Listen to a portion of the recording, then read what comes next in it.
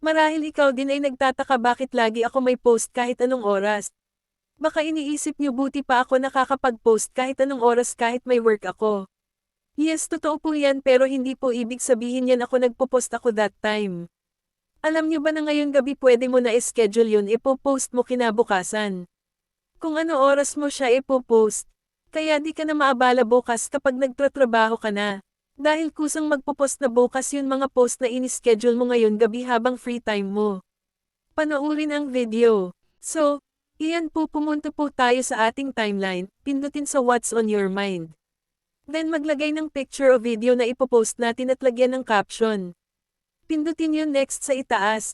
Pindutin yun scheduling options, tapos schedule for later. Tapos pili ng petsa at oras kailan mo pa gusto i-post, lagyan ng AM or PM then okay. Pindutin ang back 2 beses.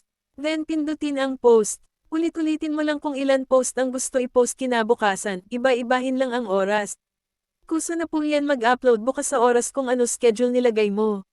Ganon lang po. Thank you for watching.